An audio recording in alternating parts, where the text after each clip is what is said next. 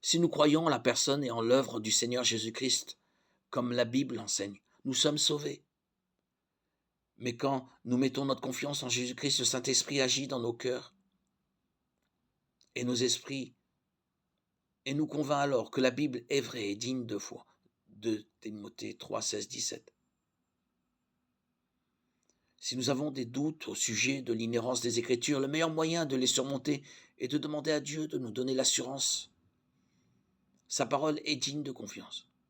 Il est ravi de répondre à ceux qui le cherchent sincèrement de tout leur cœur. Matthieu 7, 7, 7.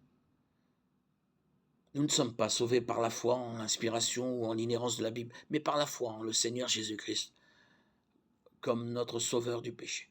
Jean 3, 16.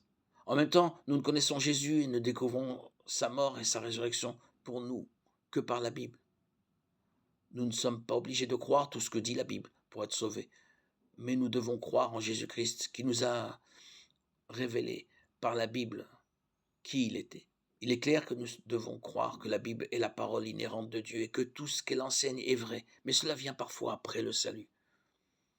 Quelqu'un qui vient d'être sauvé connaît généralement très peu la Bible. Le salut est un processus qui commence par une prise de conscience de notre condition pécheresse, non de l'inhérence de la Bible. Notre conscience nous révèle que nous pouvons nous tenir devant un Dieu saint par nos propres mérites. Nous savons que nous ne sommes pas assez justes pour cela. Alors nous nous tournons vers lui, acceptons le sacrifice de son Fils sur la croix pour nos péchés. Nous mettons toute notre confiance en lui.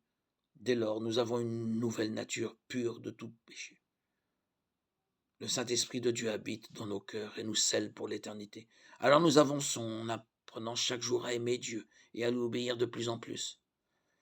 Cette progression dépend en partie de notre lecture quotidienne de la parole de Dieu qui nous aide à grandir dans la foi et nous fortifie dans notre marche avec lui.